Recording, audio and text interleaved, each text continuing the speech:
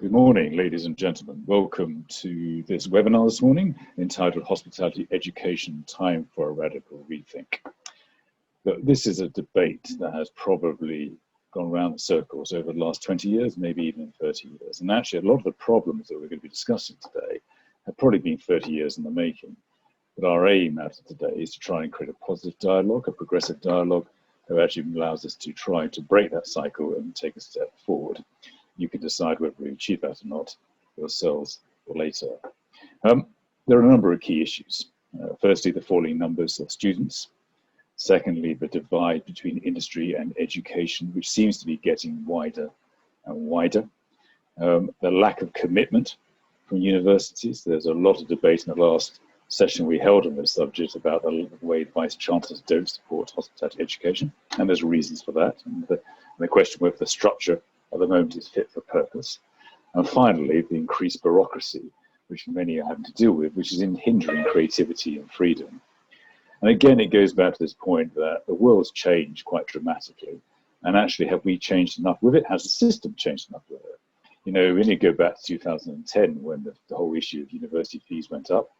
And actually, for the students, their fees have tripled in level. And yet, at the same time, we know from other research, it's getting harder to build careers. It's harder to get upward social mobility or career mobility. And actually, that's increasing its own pressures as well. So, it's important, particularly in this period of time, that we create hope and that we create a structure that really supports the young to be able to grow. And if ever there was a time for debate, surely the time is now, particularly after the last week.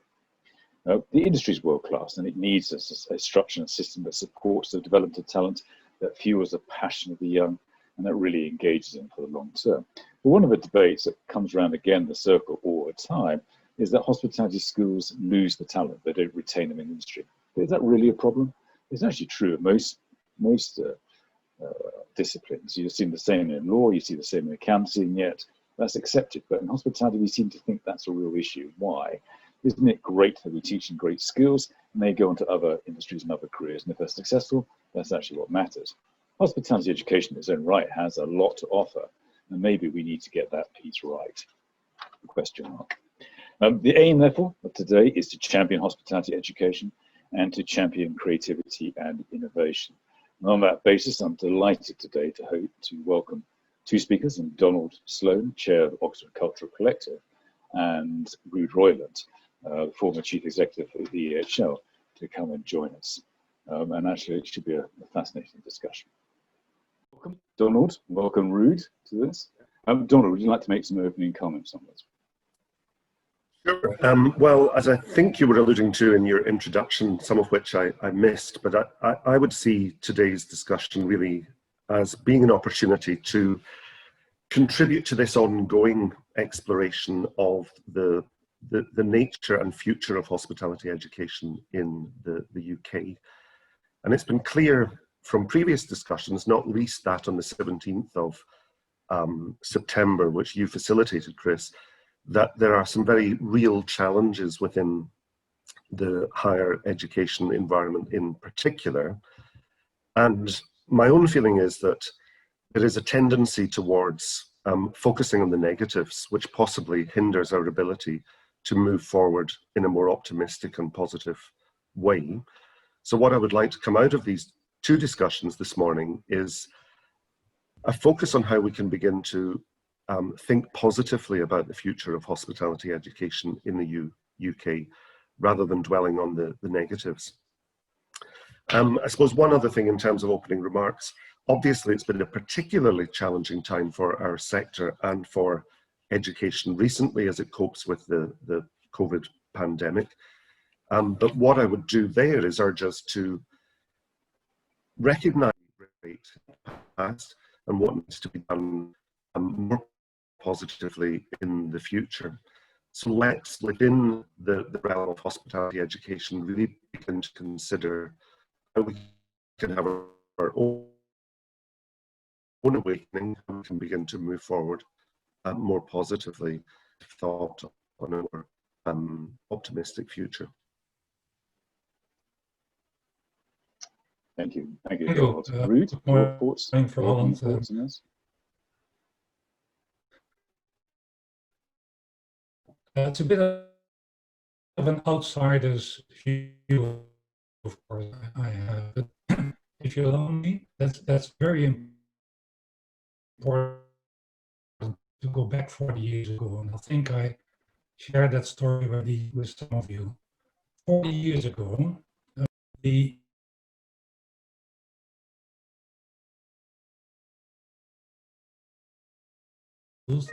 were considered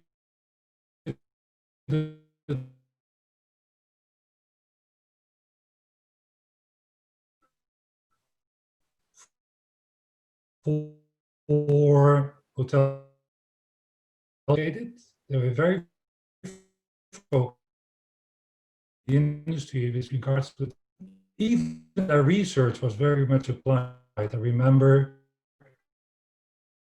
one of the universities, I think Sheffield at that time, or schools at that time, had research about cook, chill, freeze. We generate. So HAC, end of the 80s and 90s.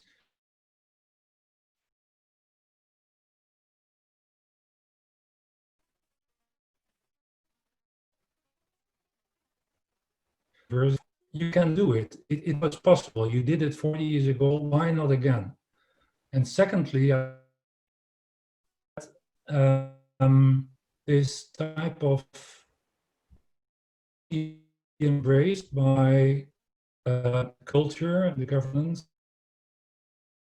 the systems of higher education. So the more independent you, and a new thinking about hospitality education industry needs, with the industry's input, with the industry's collaboration, the stronger it will become a new bench with education. If it can become, if you may, if I take as an example, which is of education, there you see now currently more and more coming up, it's a kind of a shared responsibility. But how can you do that if academia and industry work in a different, operate in a different bubble? So instead of, I think, separating academia and education, you co-ownership of hospitality education by the end. For example, the Hague and Lausanne was set up in the past, I believe, by the industry. There seems to be a problem that's 30 years in the making. What we're going to try and talk about today really now about moving that agenda on. And if that's the case, how do we move that agenda on now? What do we need to think about and start doing? Yes, I think it is, as you summarize it, Chris. I think that there's only so long that you can think about how things possibly can be done positively in the future. And as you were saying in your introduction, there are all sorts of challenges, from the lack of support from vice chancellors to increased bureaucratization, declining student numbers and so on, which say that the discussions that have gone not that allows us to do things differently. So the answer is yes. I think we need to find an absolute commitment to young such challenging time. We have to find a way of committing, as Ruud was alluding to industry, not only in terms of supply of graduates who are equipped to make a positive contribution in the modern world, but also in championing positive and progressive practice and being a catalyst for change and leading conversations about the future of the sector. I think we can get at how we might achieve it, because that's where it becomes challenging. Unless you can actually articulate what that might mean in reality, then it remains meaningless. And I would say there's probably a dual strategy that we should be following collectively. Now, examples of really good practice in the UK, but I think that they get drowned out in the focus on the negative. And there's something quite deadening, in a sense, about a conversation that constantly focuses on challenges without offering solutions. So the first thing in terms of a dual strategy that I would suggest is to really find a way of platforming and championing the practice that we see in higher and indeed physician that can actually provide an example and a benchmark to others of good practice.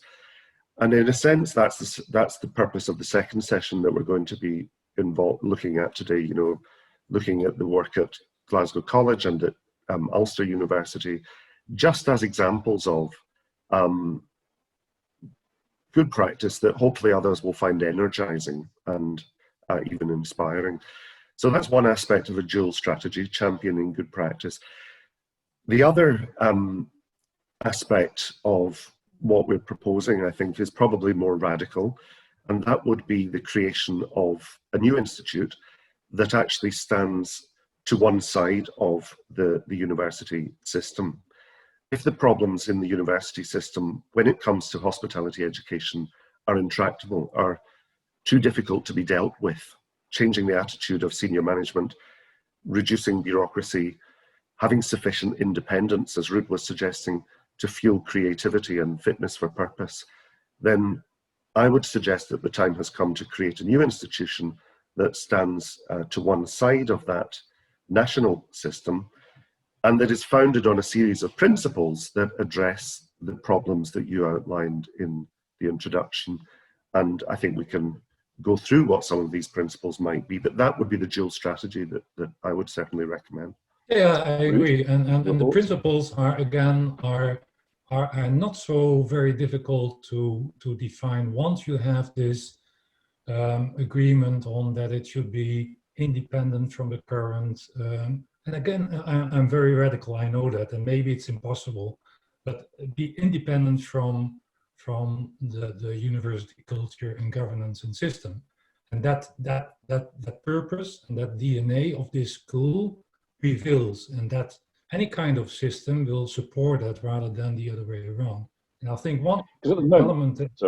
Sorry, please, after you finish first. One key element there is creating another culture, a culture of purpose, and a culture of relevance, and relevance in throughout. So not just relevance in terms of teaching and delivery, but also in research, and also in content, also in leading the industry rather than just following them.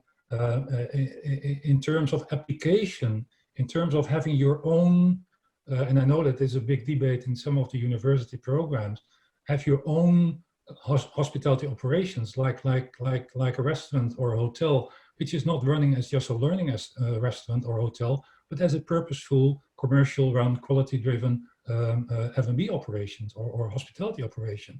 That type of relevance, I think, is one of the key parts of the DNA of such a new initiative. And that should be highly supported, of course, and what I said before, even co-owned by industry. I mean, that's a fair point, isn't it, Donald? That industry needs to have more faith in the education system, because there does seem to be a gap that's opened up. And the education system almost seems to work in almost a different sphere to where industry is. Yeah, I mean, I don't think that's true necessarily across the board. I mean, if I think back to my time at Oxford Brookes, there were examples of activities such as a mentoring program with 200 contributors from industry, which was an example of a project that's about, you know, if you just go out and do it, then you can divide that, you can bridge that gap between industry and education. But the beauty of starting a new institute would be to say that its founding principle is that it's a partnership, as Ruud was saying, between education and industry from the point of its conceptualization. And there would be a sense of co-ownership and shared endeavor that I think you're right is probably lacking from much of the higher education environment. What that would also allow you to do is to construct a student experience that is about equipping students for the world as it is, but also as it's going to be in the future. You know, so a rich student experience that is shaped by both education and industry, contributions from both, that really is cognizant of the outside world, how it's changing, and what kind of attributes and skills are required to find success in that unpredictable world. I don't think it's only about the hospitality industry, though. If we're talking about the principles that might underpin such an institution, something else to think about is the role of broader culture as well. And if you think about it, hospitality and gastronomy are very powerful representations of our shared culture. They are the source of a sense of pride. They're a source of our collective sense of identity, as the same way that language and literature and architecture are. They shape other people's perceptions of the nature of destinations and so on.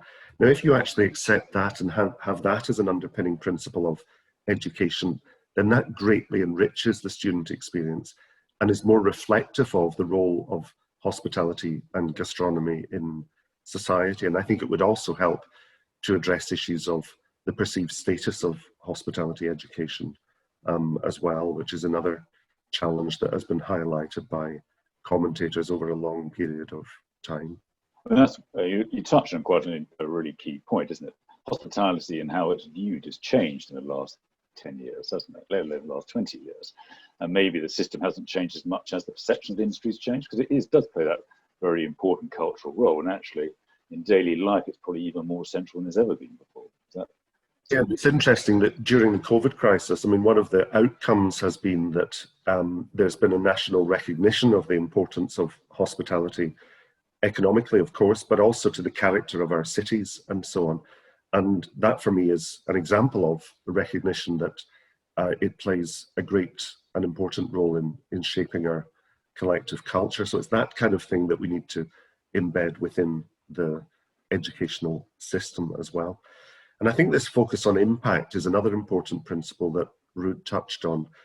And I wonder sometimes whether or not our educational experience has been increasingly shaped by the imposition of external processes and bureaucracy rather than on our desired impact and outcomes. And I think the academic research agenda is a really good example here. The academic research agenda in universities, understandably, is driven by the imposition of something called the Research Excellence Framework. And academics are therefore pushed to publish in academic journals, and that becomes the purpose of the research endeavour. And I'd like to shift it, as Ruud was suggesting, to ensure that the purpose of academic research is primarily to have impact on society and on industry, but also to promote that critical thinking that's so important amongst those in the student community.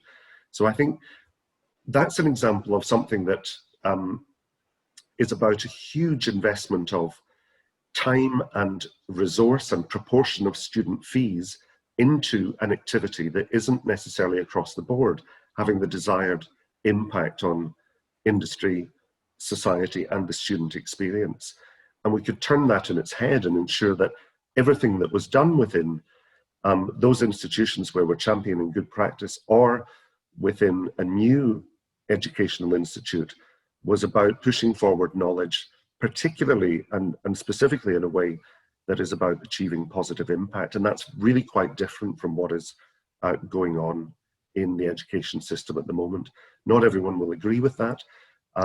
But I think as we're jumping in here, I see from the questions that the HotelSchool is saying, isn't this what the HotelSchool is set up to do? Donald? I guess so. I mean, it would be interesting to do an audit of what kind of impact that output from EHL and other places is having. Ruud might be better placed to talk about that in the context of EHL specifically. This is about the Edge Hotel School. The Edge Hotel School, sorry. The Edge Hotel School is not, I would say, a research active institution. The Edge Hotel School was certainly set up as a partnership between education and industry, which is commendable. But if we were talking there about impact, specifically around the action research agenda, if you say that's not something that I see the Edge Hotel School engaging in. Thank you. Don, Ruud, bring you in at this point. I mean, yeah. Sorry, after you, please start. No, please, the question. Because the key piece here, which I know is passionate to you, is hospitality education can suit all industries. And that's what you saw at EHL, isn't it?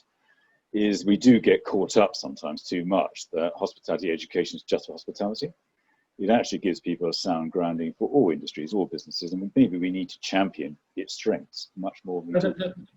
That is completely true, Chris. You know, in the past, when I was in a leadership position in The Hague and Lausanne, you had to defend yourself to the industry if a student didn't go into the hotel business or the restaurant business, and that he went to retail or banking or even hospitals, because that was not hospitality. That is not the core of where they should go to, which is of course not true. Hospitality is a competence which you can use in any kind of industry, any kind of business where service levels are important. I take in the current situation, and I think that Don already said it, care is related to hospitality. So healthcare has a very strong connect with hospitality. So students or a graduate of a hospitality school, or call it a hotel school, that is entering into the healthcare is doing a fantastic job and can pay a lot of, let me say, can achieve a lot in this type of organizations. So hospitality as a phenomenon, hospitality as a function, hospitality as a kind of a new technology, or hospitality as a lifestyle, I think that should be much stronger promoted in current hospitality programs and schools, but also in this new initiative. I'd like to go back to one element that was said by Don, how we can connect with the industry. You know, HR strategies of our industry has changed dramatically as well. In the past, I know that they only wanted to have graduates that learned the same as they did in the past. So in Dutch we call it trained monkeys, if you understand what I mean. That has completely changed. They now want people that are thinking completely differently than they do, that are thinking out of the box. So any kind of collaboration with the industry where we are, where schools are playing a role in leading the industry, in delivering students that think differently or graduates that think differently, is perceived by the industry in general as very important. And that is completely different than 10, 15 years ago. Donald, your thoughts on that? I would agree. I think that, you know, there are different aspects to the relationship with industry that are important. And I think that's one of the founding principles of any new institution that we were seeking to establish. As Ruud is alluding to, of course, it's in part about creating an educational experience that prepares students in a way that's fit for purpose now, in a sense. And industry, Ruud is quite right, are not looking for people just who are able to perform technical skills. They're looking for people who are rounded individuals, who are engaged citizens, if you like, who can bring creativity to organizations and who have a self-confidence that enables them to make a positive contribution to companies' objectives. So, you know, trying to achieve all that within an educational experience is quite something. And it requires you, within the educational environment, to create a sense of community, to give students a voice, to make them feel that they're part of a shared learning endeavor, and that they're not just an anonymous number within a sort of factory educational system. So I think we were talking earlier about a focus on culture being one of our founding principles should we move ahead and create a new institution. I think that the culture also extends to the atmosphere and the environment within an educational institution. You know, we can't on the one hand encourage industry to adopt a more positive culture-focused environment and not at the same time try to create that within educational institutions. So I would concur with what Ruud is saying in that respect. Yeah. Isn't one of the problems here, and I can see there's lots of questions coming through, so we'll get onto those soon, but the last 10 years have been a difficult time for everybody. We've obviously seen fees triple in level, so put more pressure on all the students. At the same time, we've seen companies deal with the age of austerity and actually trying to work through, and there's been a growing gulf in that, and the narrative hasn't changed enough to actually bridge that gulf. Isn't that part? That's why this is also a time where we've got to, and particularly with what's happening now, even more emphasis that we need to find a whole new narrative for the industry, for hospitality education, and for students. Is that fair?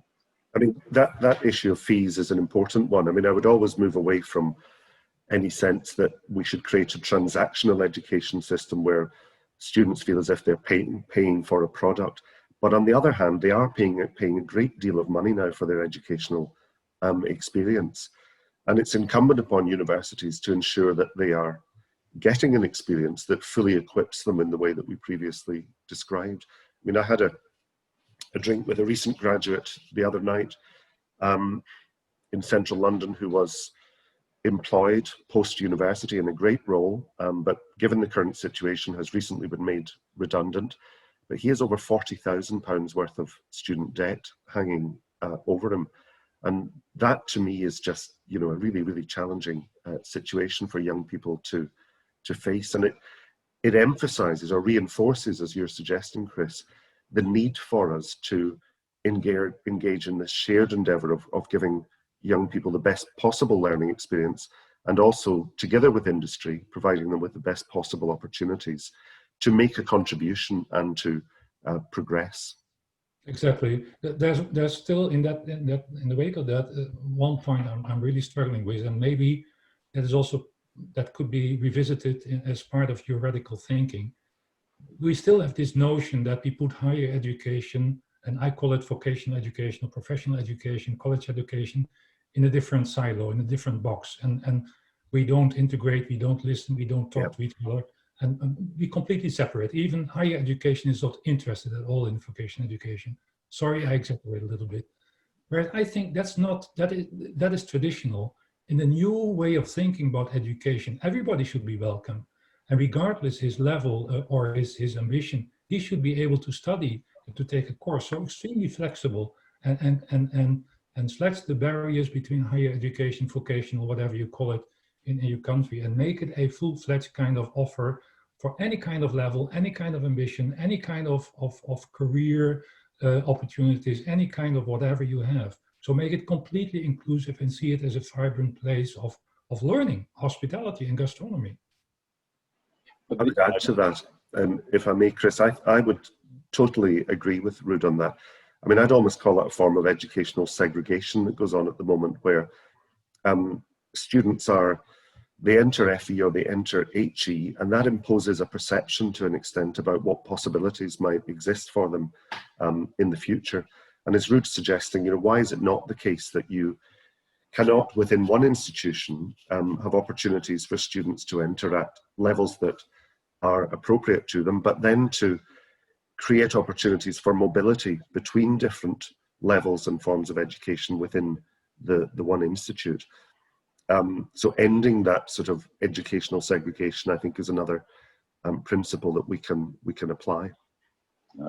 I get that. But I mean, all of this requires two things. One, we're talking about creating a new school, a new idea, a new structure, get that. The other challenge to this, though, isn't it, is actually making sure this whole idea gets communicated far more effectively than it has in the past. Because one of the problems, I would argue, is the chasm's taken place because actually there hasn't been a strong enough selling of hospitality education in the first place. That's right. I think you need a few champions from both education as well as from industry, particularly from industry. And then also counting on young people, people that are used to innovation, new ideas, bring in and implement new ideas, and bring these people together in order to work it out. So I think it's a matter of communicating.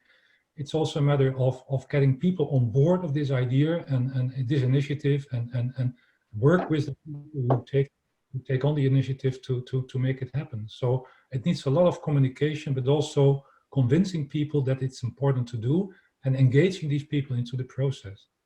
So there's a huge discussion here, isn't there? Because actually it is about how we create a better narrative about hospitality education. That's number one. Number two is about the new structure we're proposing as well. But number three is also making sure that we actually also talk to the vice chancellors right across the whole sector, so the whole system comes up above, but also industry as well. Is that fair? Correct. Yeah. So that's why this whole discussion is important. I think it's important to have clarity around a shared agenda, and that's why in our, early in this discussion we suggested that maybe a two-pronged approach would be good. One, championing good practice, and two, exploring the possibility of a new institute, and do this in an inclusive way. Do it with employers who would be regarded as progressive employers, who are genuinely committed to education and who want to be part of that sort of positive, energizing movement. But I do think clarity is required. And that's why, we've kind of gone around the houses a little bit here, but touching on very important issues. But I think clarity of agenda and a series of principles that can be talking points would help to bring some order to the discussion. Okay, let's move on to some of the questions coming through. Mm-hmm. I see one question from Suzanne Wheats is about, have people in education been out of industry too long? Is that an issue? Is that one of the reasons why we've got that disconnect?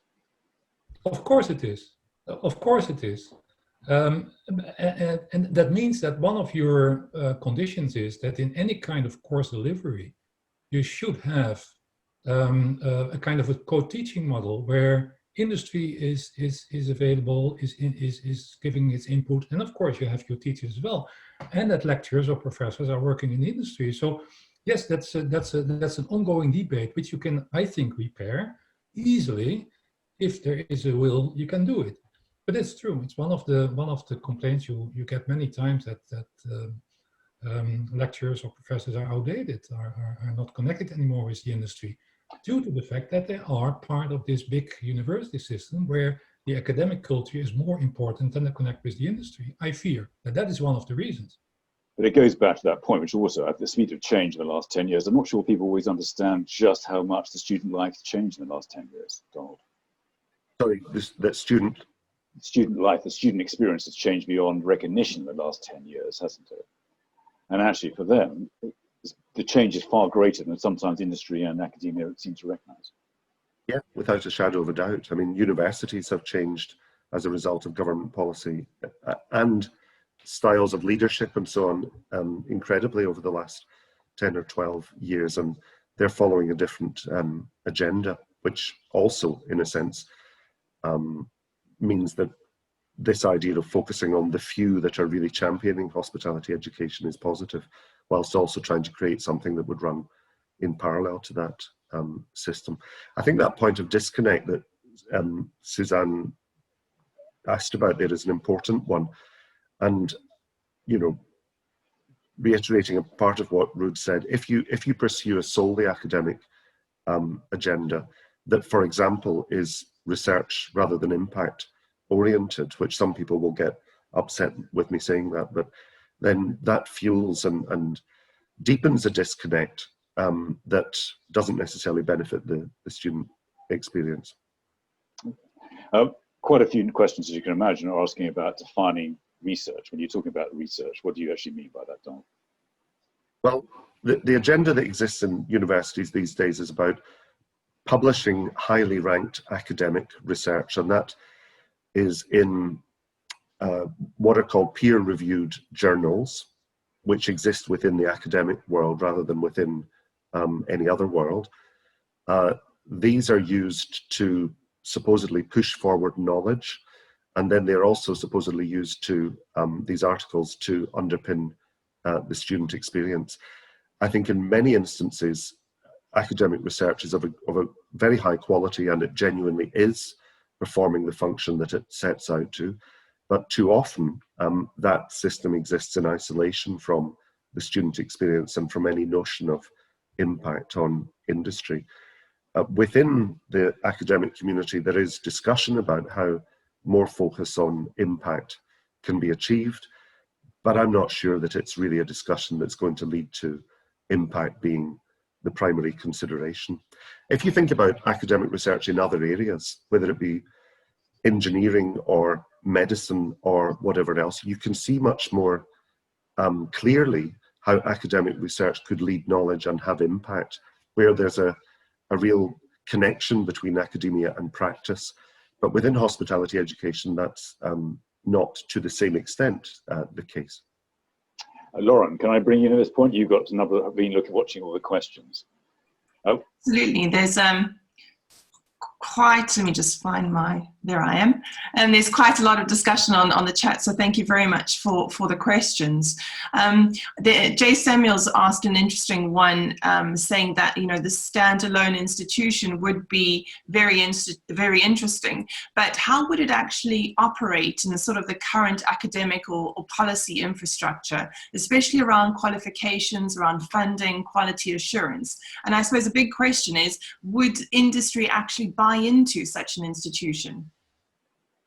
Well, I can kick off there, Ruud might add. I think that whilst we're saying it would have to be independent of the existing educational system, the one point of crossover that would be required would be validation of education, some educational qualifications, degree, bachelor's degree and master's level in particular. So there would be a relationship with the current educational system, but the point is it would be sufficiently independent that it wouldn't be subject to the bureaucracy that I feel hinders creativity and fitness for purpose in many cases, not all cases, but in many cases. Those running such an institution would be well versed in issues of quality management and so on. So I don't think that necessarily has to be an area for concern. Ruud? Well, yes, I support what Don is saying about the endorsement by the system. But then again, what I said before, the purpose of the school prevails and not the system prevails. And maybe, but that's maybe too radical thinking, you can also think about international endorsement and not UK endorsement. But that is a detail I think for later. I don't know that yet. As far as the involvement of the industry and how to make that sustainable, what I said before, I think yes, it should be in a way co-owned by the industry, and that can be in terms of purpose, that can be in terms of content, that can even be in terms of business performance. Why not? There are many examples in the world where that happens and is extremely successful, without of course compromising on any quality of the education and any rigor that you would like to get in place in the education. So just but yes, I feel there are different opportunities and different possibilities to further explore. That will be an important exercise of the whole initiative. I agree, but I think it should be possible, as there are many examples in the world where that works as well. So that partly answers Annie Dunning's question, who's giving some exasperation about the fact that universities are really only developing the theoretical aspect of hospitality without really engaging on the practical experience, and yet students are coming out with a hospitality degree. There's a lot of frustration about that. Well, Don, you probably feel quite strongly on that, don't you? Yeah, well, that is one of the, I think, things we should consider. It should be very relevant, and we are even thinking or proposing to add to any kind of facility a hospitality operation, and then what I said before, commercially run and high quality. So not just a learning place, but also a place that demonstrates high quality. And also there you see many examples in the world where that is working, contrary to in the past where it was not possible, not even allowed.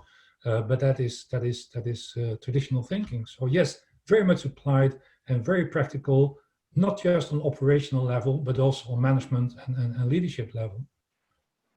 Now, Just jumping in that, Lauren, very briefly, I think I would agree with what Ruud says. I would just a word of caution that it sometimes within these discussions there's a tendency to generalize, you know, that all universities are doing this or all universities are doing that, or it's all theoretical rather than practical. That's not the case. We need to remember that this requires more nuance as a discussion, and that in some institutions that balance is being struck very positively, and maybe in other institutions not the case. But I would just caution against sweeping generalizations. Very much agree with you, Don. Very much agree. Absolutely fair. Ionis pushes it slightly further, asking whether you agree that the model for a new institution described actually just resembles existing institutions in other countries, and is it radical enough? Could we possibly be looking at a pilot institution that could embrace a whole new sort of digital attitude and culture where students can study and work at the same time? Do we need something maybe more radical? Well, it's a fair question, isn't it? Yeah, it's a fair question, and I think that, you know, when plans emerge, colleagues will see that they are indeed radical and embrace the types of issues that questioner was addressing. For me, one of the most radical aspects as well relates to the point I made earlier about culture. And it's interesting that COVID and Black Lives Matter movement, for example, have shone a spotlight on how our institutions lack inclusivity, and that no number of diversity programs have actually addressed this issue in a deep way. And wouldn't it be refreshing to create an institution that is truly reflective of the diverse cultures that define hospitality, and that actually gives voice to the diverse cultures that define hospitality? So there are a number of ways. I agree with the questioner, it's difficult in 40 minutes to get into, but radical in terms of focus, in terms of delivery, in terms of audiences that engage in the educational process, in terms of use of technology, in terms of whether or not we need only on-campus students or whether they can be studying from anywhere in the world. All these issues, I think, need to be addressed, and that would be part of this awakening that I described earlier. This was a question, I believe, and the answer cannot be given now. I believe that the answer is in who is going to be involved in the development of that particular initiative or that particular school. Is that the same people that are running schools now already, like me, or is that the younger people that have new ideas, completely radical thinking, rethinking ideas that can impact? So the answer is not now, the answer is who is going to be engaged in the process of development, I believe. It also highlights the point about the narrative, how the narrative is going to change, because I still don't think we always say enough about just how much talent we have from diverse backgrounds and just how much great people there are. And actually, it sets the industry apart as well.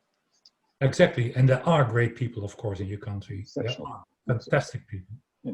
And Chris, just on your point, Jay Samuels asks a good question on that, sort of special reference to the PM speech yesterday. Does this provide us an opportunity for a different approach to hospitality education? Is this maybe a time for us to be making a better argument for ourselves? Well, my view is it is. Donald? Well, I mean, until the U-turn happens on Tuesday. Don't be so cynical. I wouldn't, listen, to a serious point though, given what's happened to the educational system in the UK over the last 10 or 12 years or so, don't look to government at the moment for the answers, because you'll be waiting a long time and you certainly won't get a stimulus for creativity and innovation. No, it's always been said, I think the industry's got to lead this. I think that's one of the things. We've got to create a dialogue and narrative by industry saying what it needs as well. But actually young ones too, we need to make sure they're being nurtured. I do think regardless of whether people agree with the new institution or not, the narrative's got to get more positive. We've got to sell the narrative of hospitality education far more strongly.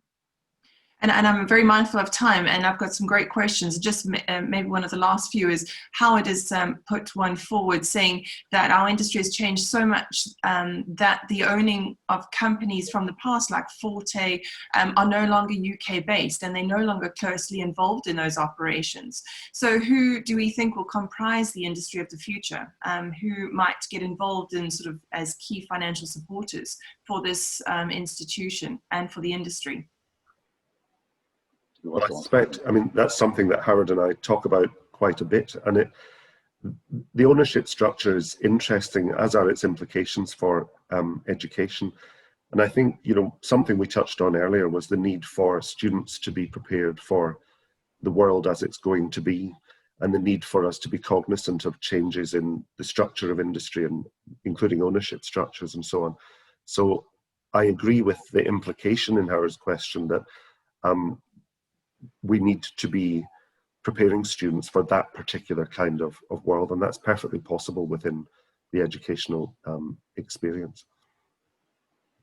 Okay. At the end of the day, we need to make sure young talents are being developed up, because one of the big things on my mind is we've increased their debt.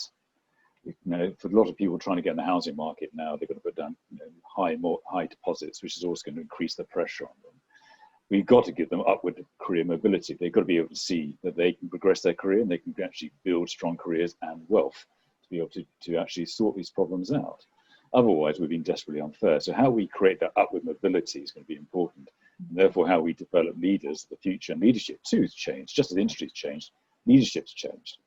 And actually, that's why this dialogue is so important, because until we start actually getting into the nuts and bolts of just about how all these things have changed and how we've got to free young talent up, it is going to be even more difficult. And this debate will just carry on for another 20 years. So that's why this debate is just so important. I'll leave the questions there, but please ask everyone to continue for the next session. Please do. And actually, if we can ask Don and Ruud to actually answer these questions at the end. So rest assured, if you have asked a question, we'll make sure we're trying to get back to you and answer all the questions personally as well. Conscious of time, my thanks to Donald and Ruud for their contribution to this piece. We'll then move on to the next session, where Donald will be interviewing Julia, Gordon and Una. Thank you.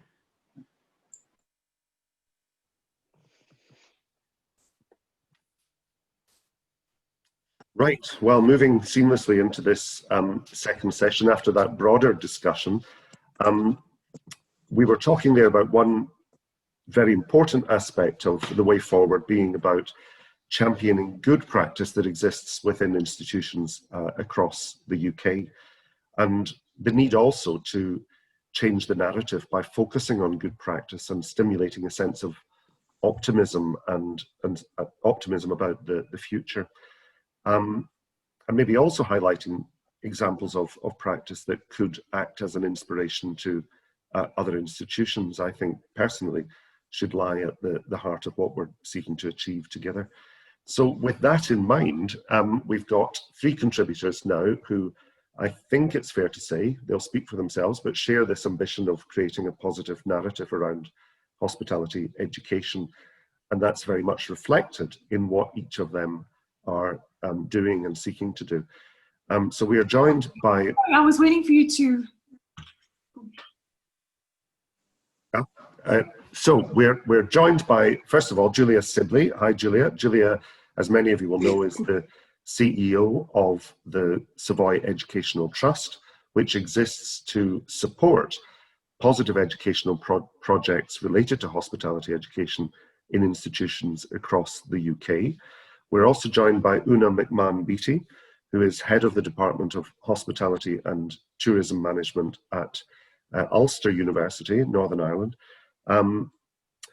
who, as will emerge, is head of a department that is investing in the future for hospitality education and is part of a university that views hospitality education as one of its flagship areas. And we're also joined from Glasgow by Gordon McIntyre, who is Dean of Hospitality and Tourism at the City of Glasgow College, which similarly, as an FE institution which also offers FE programs, has been investing heavily in hospitality and culinary arts education as one of its primary areas of provision. So, good to see you all. I want to just ask you all a general question, first of all, before we move into exploring some of the specifics about your own projects. In that last discussion, which I'm sure you were listening to, we were talking about the need to change the narrative and the sort of stultifying effect it can have if we focus endlessly on the challenges without identifying solutions.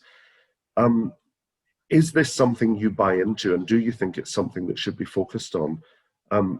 maybe Una, I'll come to you first of all. Do we need to be trying to change the narrative, and do you see that happening? Absolutely.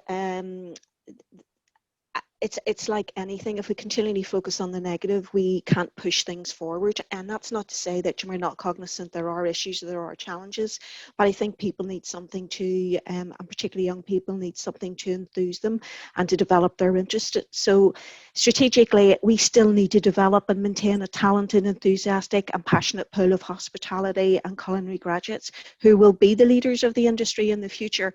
And you know, if you engage with young people, you'll know they do not like to continually focus on negatives.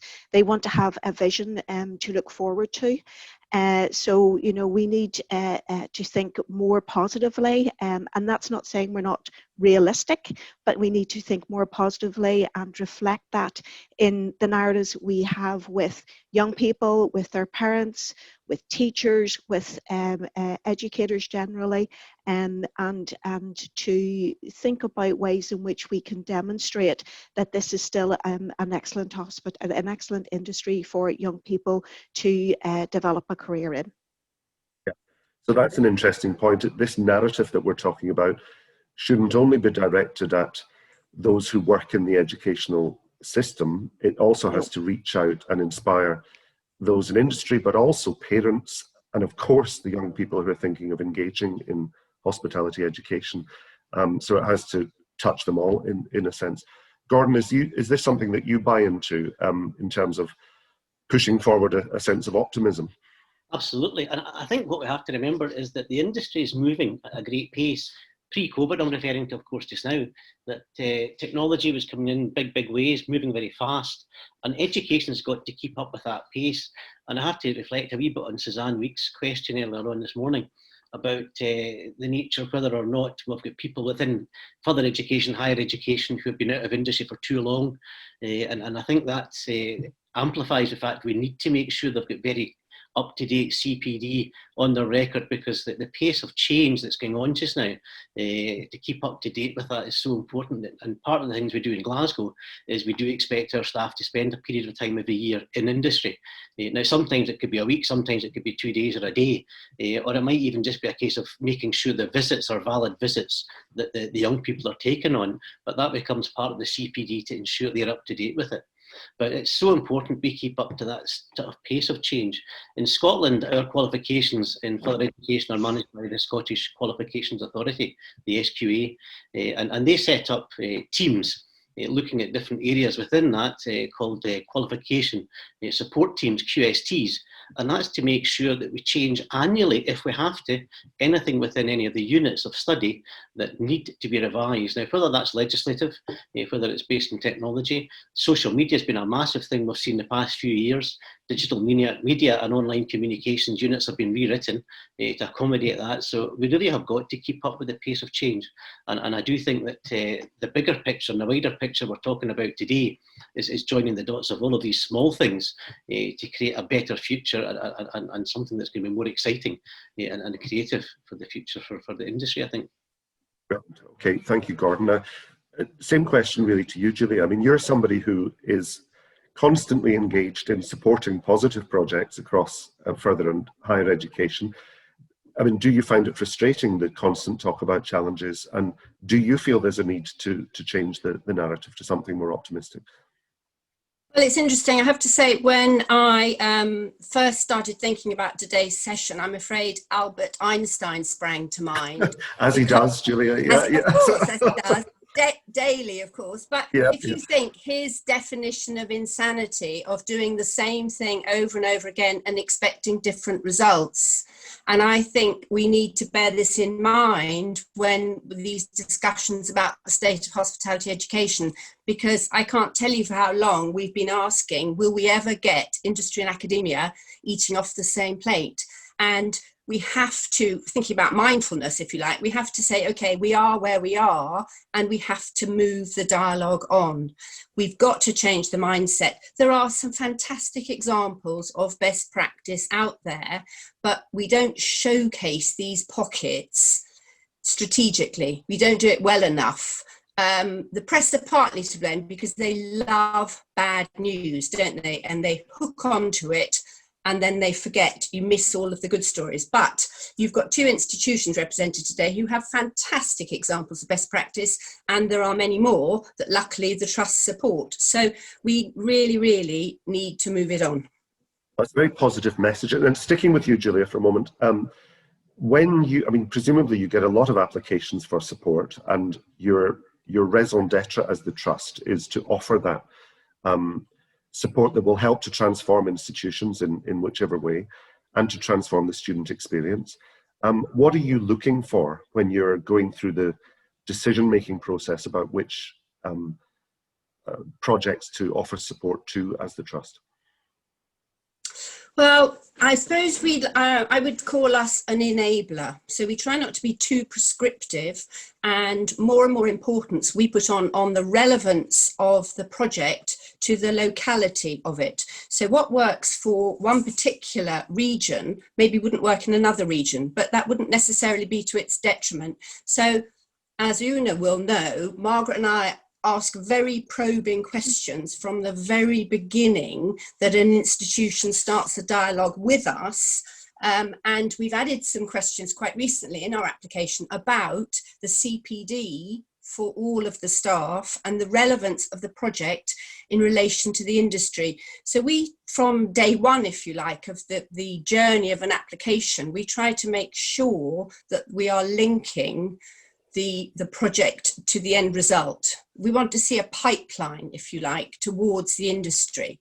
Now, there are some fractures along the pipeline, and we're very pragmatic about that, but we try to join it up. So some ways we get some fantastic stories. If you think, if we started a primary school, because obviously not our funding is FE or HE, but a primary school, so the Royal Academy of Culinary Arts or Doctor School, so the primary school education would start the tidbits, if you like, sow the seeds of food in primary school children. We then move through to schools, and we give lots of funding to schools to redevelop their food technology rooms. So again, we're sparking the interest in food, support Future Chef and great programs like that.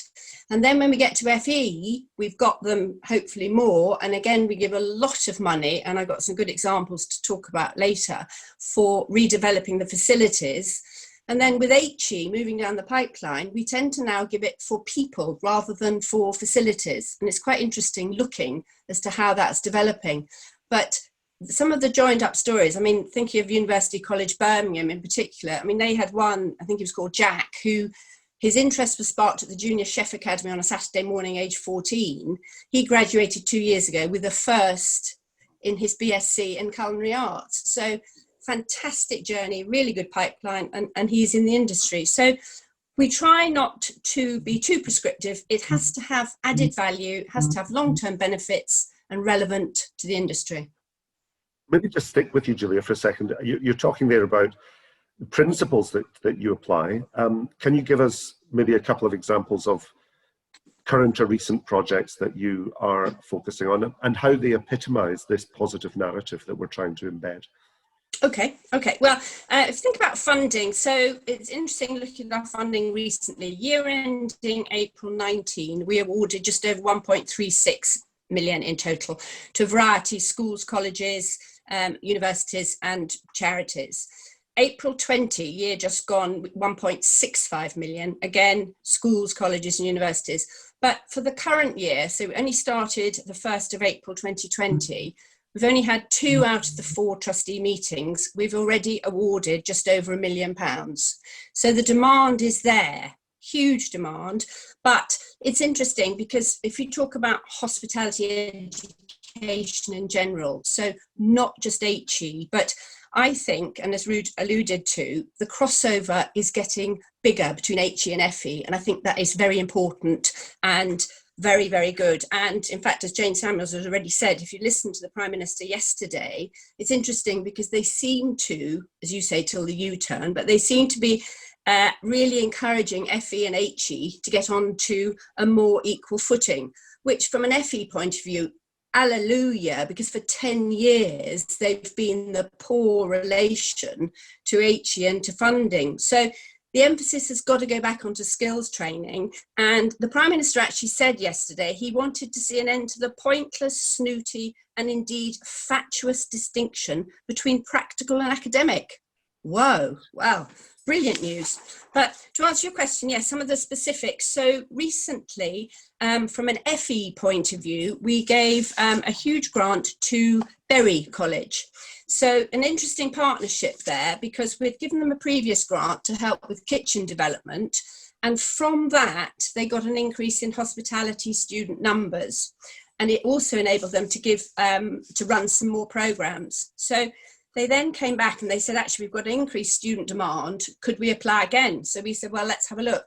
And they'd identified an area in their university enterprise centre that they could adapt, because it was sort of an underutilised space, not configured very well. And the contract caterer that ran the little snack bar in there pulled out. So the university, and the key here is how committed the whole college are to supporting hospitality. And I think that is a very key point. They said, okay, what could we do to this space? So they decided to configure it. And it's the centre where they call it their University Enterprise Centre. So they deliver the adult skills and higher level provision there. And they're going to completely redevelop it to make it a state-of-the-art working environment. So the students then have a much wider range of skills to practice in before they go out to the industry. And very cleverly, they're also going to increase the opportunity for the supervisory opportunities for the students while they're there. So the FE students are going to be put in charge of the apprentices, and then the HE students will give the opportunity to take the lead in some of the other tasks. So really, really good. So Mark and I visited, met the hospitality department. Then they said, oh, come and meet some of the others. And 4 vice principals were brought in to meet us, really to show their commitment, I think.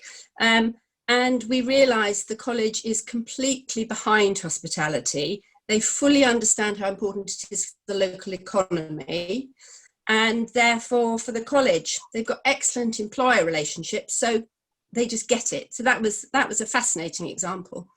And then the HE example recently is to Surrey University for some for scholarships.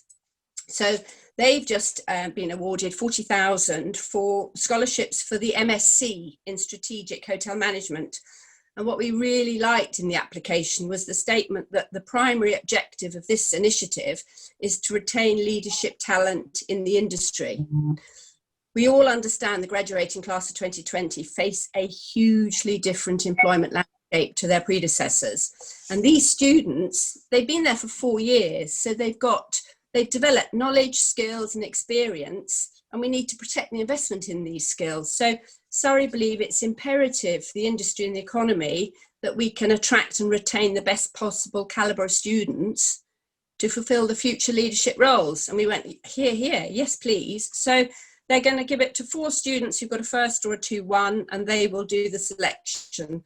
So very excited with that one. Hope, fingers crossed, it's a win-win. And the other scholarships we do at the Edge HotelSchool, really good example. We've done that for years and we'll keep funding that. And University of West London, but they're undergraduate scholarships. Excellent. So fantastic examples of innovation, of commitment from senior management to the entire institution, which is crucial, which comes up in the existing discussions a lot. And also this issue of appropriateness to place, which I think, because what we're not advocating for is a sort of unified system across the entire country. There is place for distinct pockets of excellence, institutions that choose to do things in their own way, but which serve very particular purposes. Thanks, Julia. Gordon, turning to you, one of the recurring challenges that's identified within the existing narrative is this supposed gulf that exists between external organizations, industry, policymakers, and so on, and educational institutions. But you and I have been talking recently. One of the reasons we wanted to focus on the work of City of Glasgow College is because you are taking steps to really galvanize a collective effort between educators, policymakers, and industry in Scotland through one particular initiative, this Hospitality and Culinary Summit, which you held earlier this year.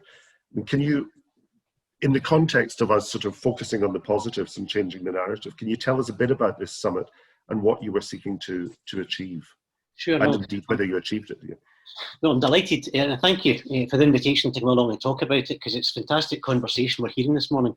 But our summit, the college was 10 years old this year. We got 200 million investment 4 years ago to build a new building in Glasgow. We amalgamated and merged 4 different institutions.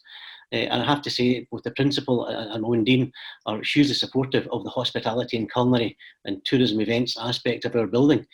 So we have got a training restaurant that just this year was given the accolade from AA with a Rosette, and People First have given us a Centre of Excellence status for food and beverage, as well as reception accommodation and confectionery and patisserie. So we are recognised externally as well as internally, because the principal, as you could probably guess, enjoys dining and impressing his guests when it comes to Scholars Restaurant at any time. But what we've done for quite a number of years is had good, I think, collaboration with a number of small groups. It could be independent, multiple operators, various people across Scotland, to give students the industrial placement. And I saw a question this morning asking about what will the future be of industrial placements. That might be for another day. But what we wanted to do, being the 10th year, the principal suggested we should be hosting symposium events looking at various sectors of the industry. But when we were discussing it with him, we felt a symposia was a wee bit too academic for a further education college for a vocational area like culinary and hospitality to cover.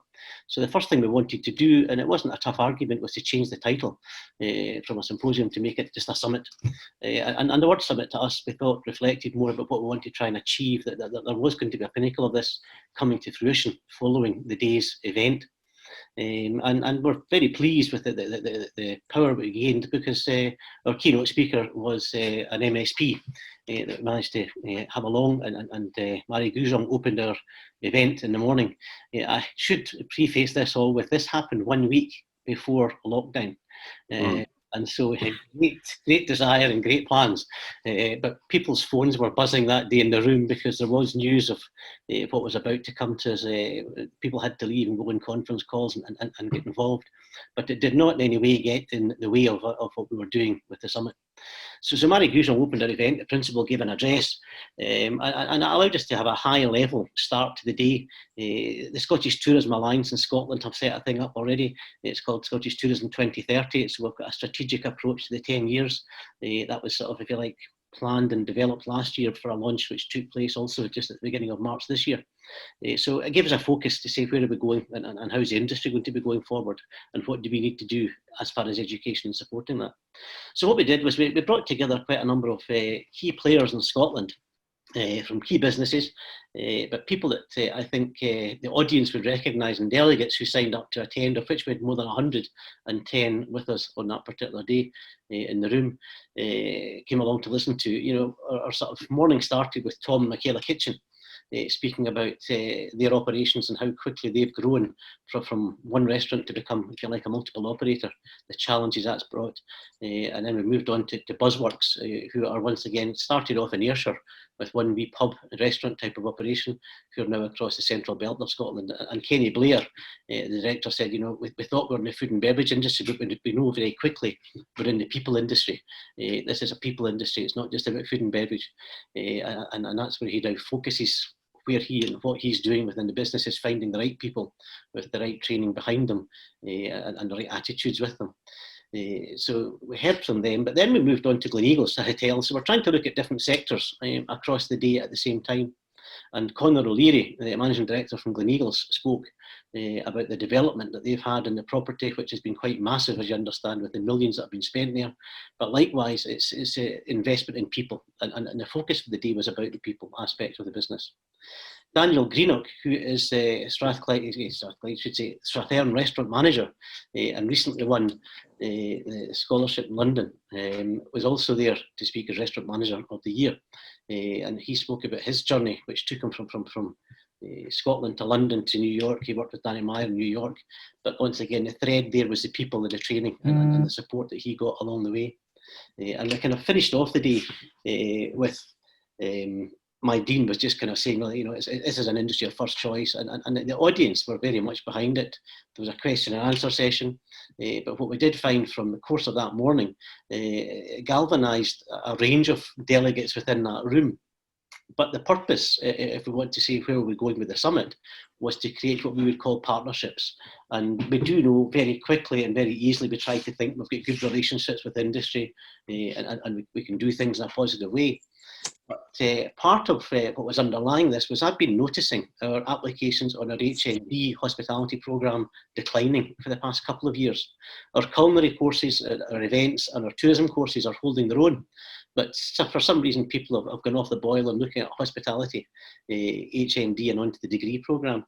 So what we thought we would be doing is creating these partnerships in a variety of ways and working collaboratively with industry. We wanted to try to get, I'll use the word elite, whether that's right or wrong. If you don't like it, I'm sorry.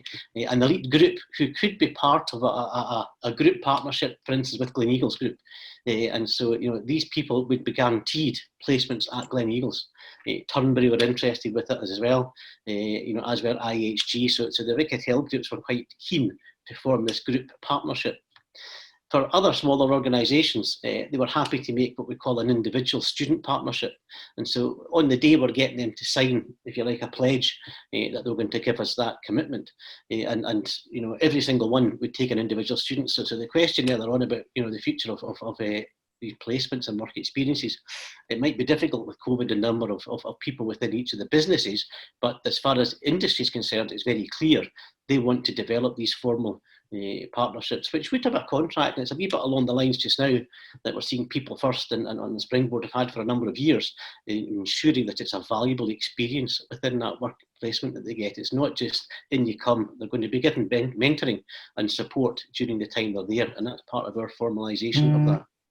Gordon, this collective effort, you mentioned COVID there, this collective effort that you're galvanising and driving forward, given the recent challenges of COVID and so on, how are you going to maintain that collective momentum and establish this as something that characterises your approach, if you could briefly? Yep, no. Well, the plan is to wait to see what happens after October, sadly, because we know that that's when we see the flexible furlough go. And it's then to correspond with the businesses, because we've chosen not to correspond with them yet. We're waiting to see how the dust settles after October to see where are we sitting with this. We did have a discussion back in March, how are they looking, so we're going to pick up the pieces, if you like, Donald, after that into November, just to see where they are sitting. As I have said before in some forums I've been on, I think following this we will find the very good operators will continue to thrive and develop, because they're doing it right and they're looking after their people, they're looking after their customers, so they will still want good people.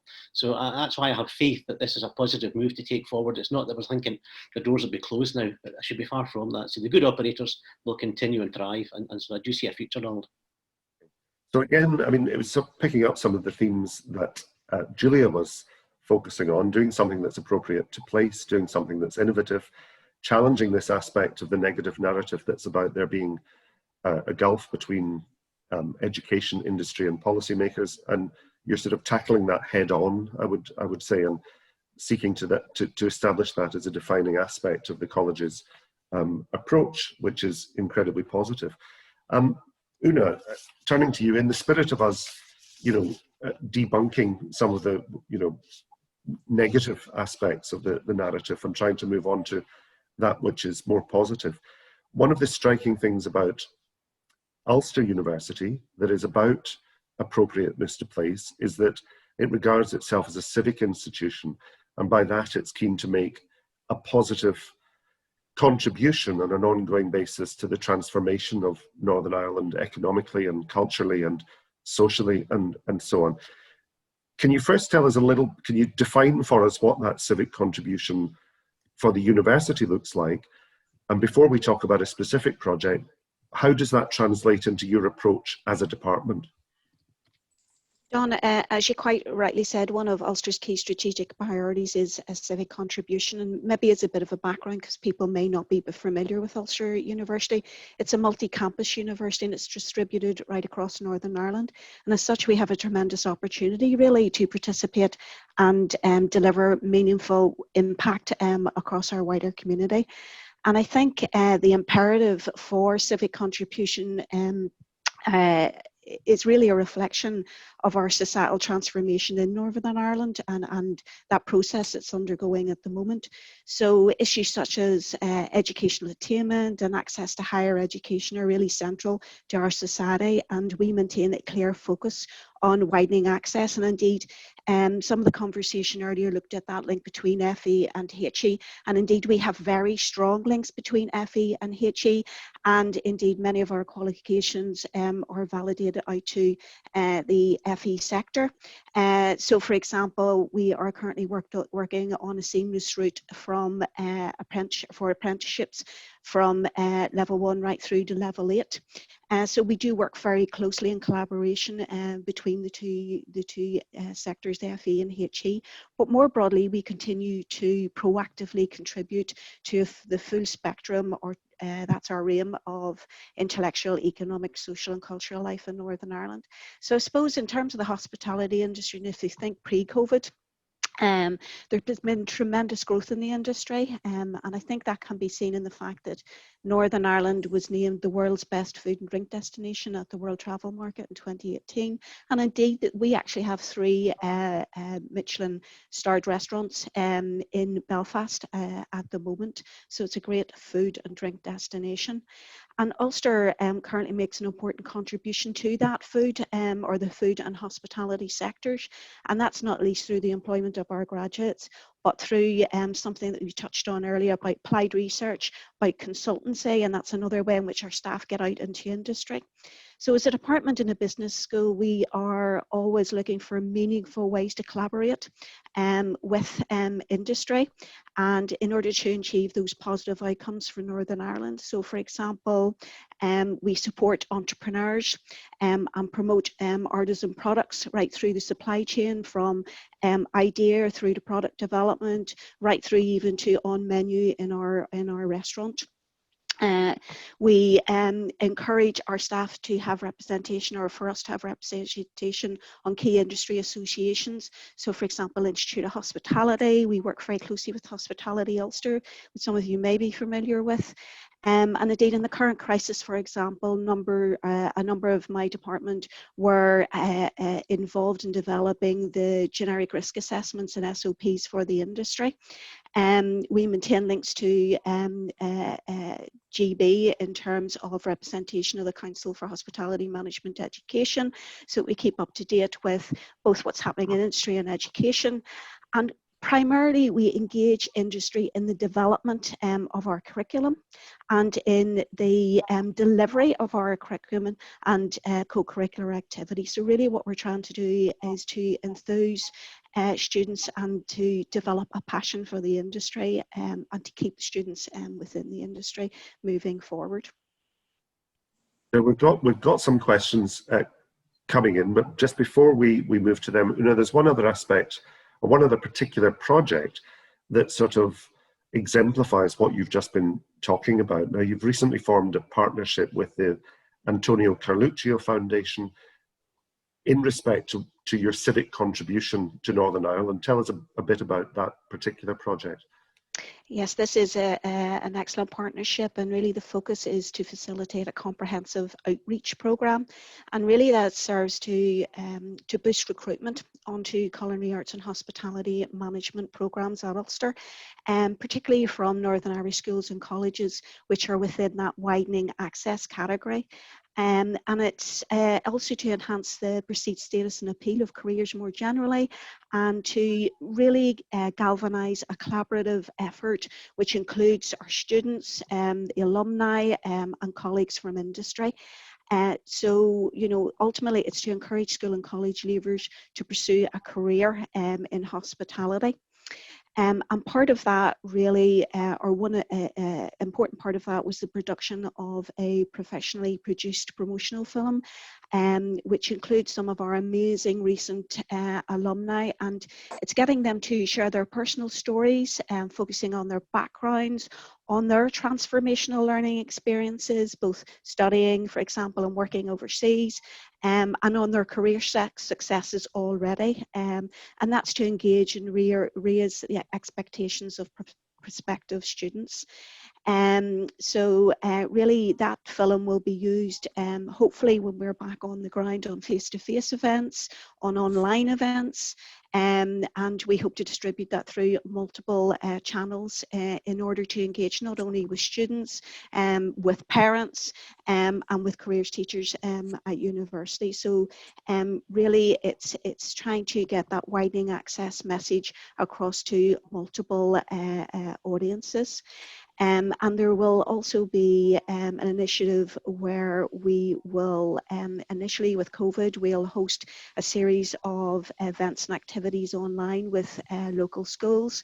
But hopefully at one point we will then get them to go on field trips, for example, to hospitality establishments and across a number of sectors, bringing them finally back into the university and showing them how you know, they can excel and develop a career in hospitality, and a good, successful career in hospitality.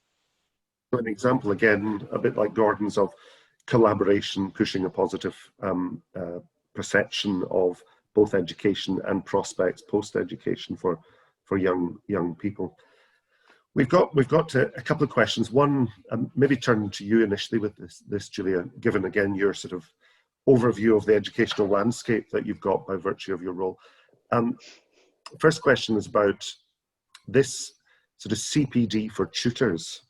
I mean, do you see enough examples of tutors from educational institutes immersing themselves in industry and actually engaging in that kind of CPD that enhances their understanding of education needing to be relevant and connected?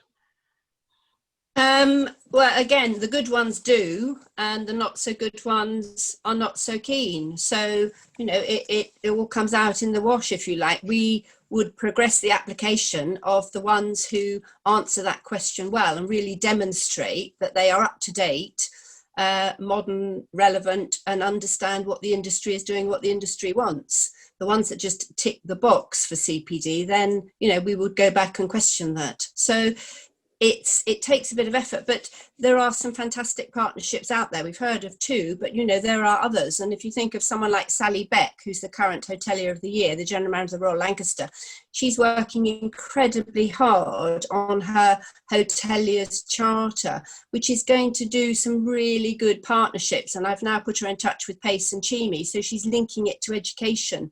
So if we can get that regionally, things like that will really, really help. And with our St. Julian scholars, you know, we say as part of the scholarship, they have got to make sure they are giving back. So get into the local colleges, get into the local schools, and, you know, make sure the colleges come into you. Thanks for that, Julia. There's another question, Gordon, I'll maybe turn to you on this one, about can we get to grips with what are the reasons behind the falling number of applications to hospitality programs in many institutions? Is it to do with poor perceptions of industry, of careers, poor perceptions of education? But from your perspective, have the initiatives that you've put in place arrested that decline, and indeed are you seeing a reversal of applications? Well, interesting. It's a very topical question, because I think you could ask the same question every year. I do think that we'll get this difficulty still. Age-old perception of long hours, low pay. I won't say anymore because I think it's changed. But what we need to do is to get that image and picture out there to say it's a completely different world we're living in now. And our industry, we've got GMs managing millions of pounds of budget. So, you know, they're accountants as well as businessmen. It's a business of hospitality. It's not the hospitality business, is what I quite often try to tell people. And so give it better recognition. What I'm seeing across Scotland, and this is maybe credit to what we're doing in Glasgow, is our numbers are holding steady, whereas around the regional areas of Scotland, sometimes their numbers are dropping.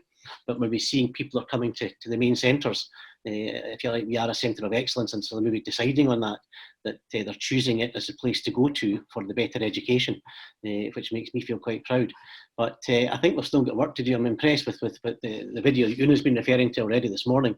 And I think the Scottish Government and within Glasgow, a group I work with called Experience Glasgow, we're looking at doing something in a similar nature to try to get money to fund a professional video that can be put on all platforms, allowed into schools, to try to just get that turn around of what the perception of the image is, Donald, really. That's a big difference, I think.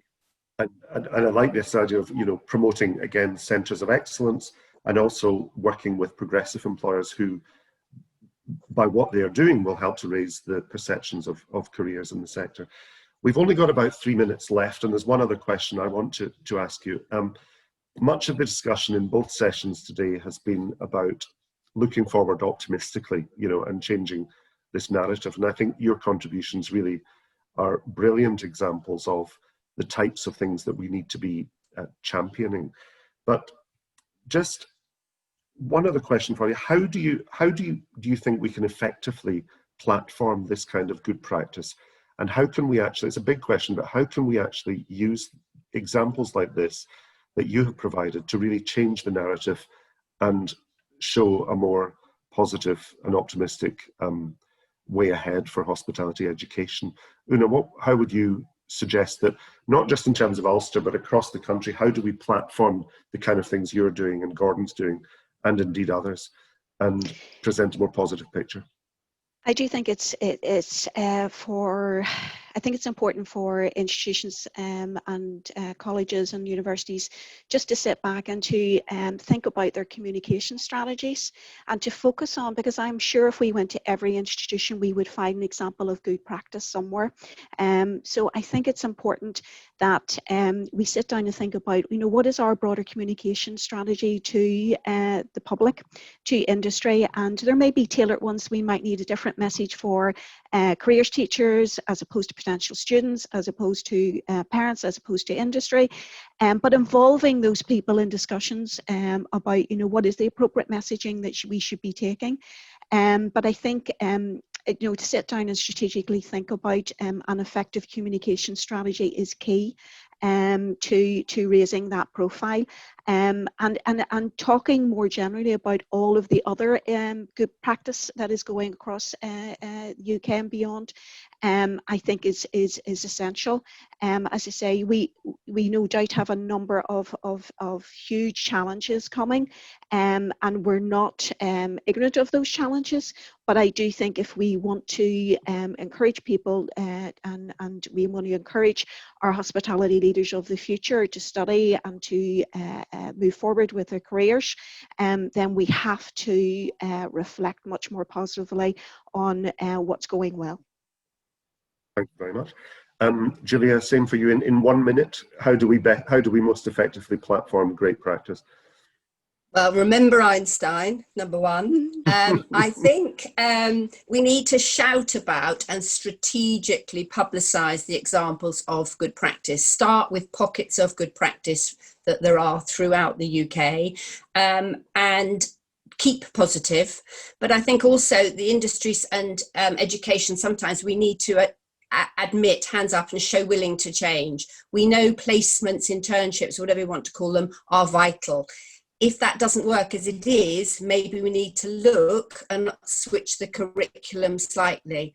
If they can't do an internship at the moment due to COVID, then work out some sort of remote-ship, if you like. But Gordon can get his students involved with the employers, even if they do a project via Zoom, online, via Teams, but they start the journey very quickly. They link to their future employer, and that would already spark the interest and the link. And then we've got to nurture them now, because the industry is going through a seismic, horrible time, but it will survive, it will come out.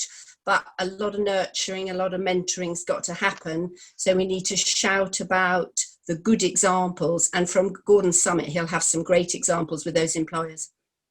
Great, thank you. And finally, Gordon, same question to you. Very briefly, how do we go about showcasing the positive?